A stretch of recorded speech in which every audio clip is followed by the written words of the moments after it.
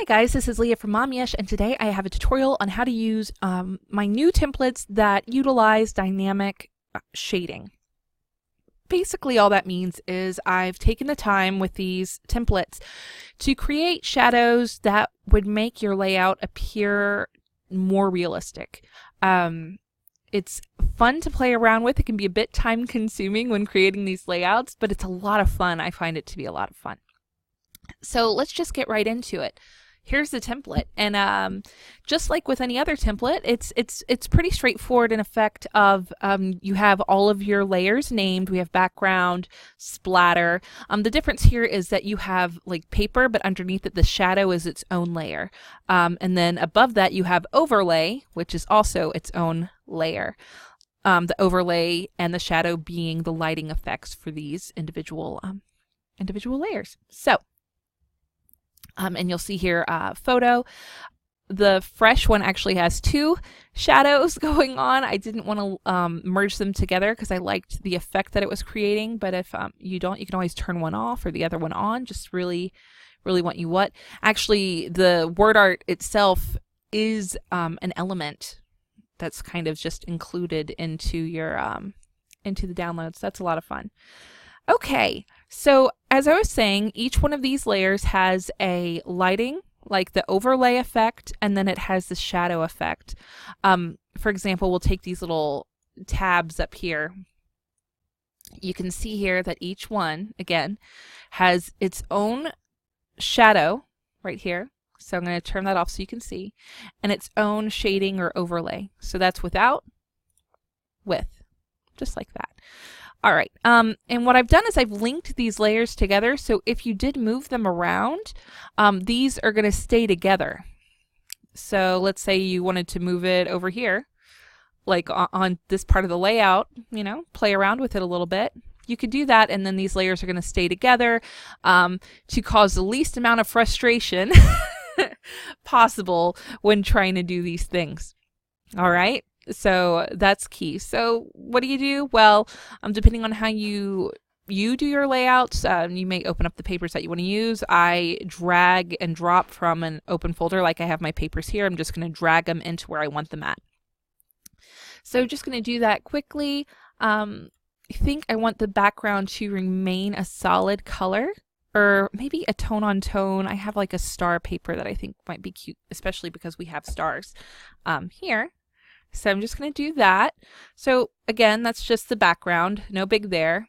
We have a splatter. I might change the color of that, but I'm not convinced I'm going to yet. So next up is this paper, and you'll see again these layers are linked together. Now here it's like so you can see here it's almost like this part's going up a little bit, this part's pulling up. Does that make sense? So I'm just going to place him back there, and I'm just going to go ahead and pick a paper again and drag them in there. So I think I'm going to go with this one here. And I'm going to scale it down a little bit because I want the pattern inside of it to be a bit tighter, and we can do that because it's a smaller, you know, area to play with. So I really dig the whole like white on white is sort of neat, right? It's kind of cool. All right, so then we have our stars, and we can go ahead and attach a paper to that or not, or a style if we wanted to do a style on that. I showed that the other day in a different video, like it could be vellum where it's somewhat see-through or not, you know, totally up to you. You know me, I have like a zillion styles, so this is a glittery style, and I really like that, so I'm gonna go ahead and keep that on there. Stars are supposed to be sparkly, right? And plus I still, again, I like this whole like tone on tone sort of feel. We're going to change the splatter to be more less saturated, like that, like a little light splatter. All right, then we have our little tabs up here, so we're just gonna add papers to them. I like the idea of one of them having a pattern and then the other two being solid. So, and I'm just going to go with the colors of the BYOC because why not? Why not? So actually I did the wrong one. Let's get this right, Leah. Where is that tab at? Look at me. I'm like, I'm lost. All right. So we're going to switch up And then we have this one, the blue one. Let's make him pink. He is pink, because why not? And then a pattern. Which pattern should we use? How about this one? It's a pretty busy pattern, but I think it's a little bit fun. And like I said, I'm just going to tighten that up a bit by scaling down the paper in there. So still sort of has this tone-on-tone kind of feel to it. All right, so that's it. But let's say with this lighter one, we've lost a little bit of the shading, because when we have a pattern that's busy, it can draw attention away from the shading itself. And that means we might need to increase the shading layer. So how do we do that? Well, we have this overlay layer.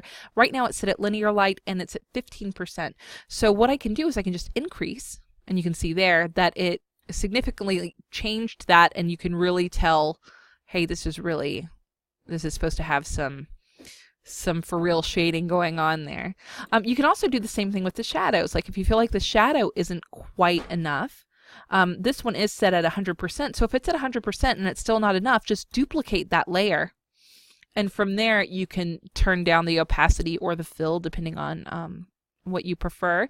You could even go a little over that, and let's say you wanted to soften up overall, we could go ahead and add a blur to that, even more of a blur, a Gaussian blur. Let's go ahead. And I'm just going to kind of do like that and see, does that look crazy? Maybe not, and I'll just turn it down a bit. There we go. So again, I'm all about the subtle effects, so let's go over here really close so you can see. So turning this up a little bit more, so it's just adding a bit more shadow. You can even, if you unlink it, so unlink the layer, because they're linked together again so they won't, move independently of one another.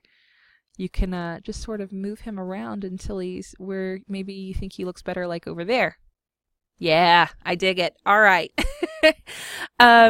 Let's go to the overlay itself. Now this is the one, it's locked. That way whenever we're moving things, it's not moving the overlay. So all you have to do is unlock that layer, and then you can edit it as you'd like. I'm going to go ahead and increase the fill. Now if you don't like it coming in from that side, you could always, let's say, let's go ahead and flip the layer horizontally. So I'm just going to go to Edit, Transform, Flip Horizontally. And I obviously am going to have to drag him over here because he's being a brat. Like that.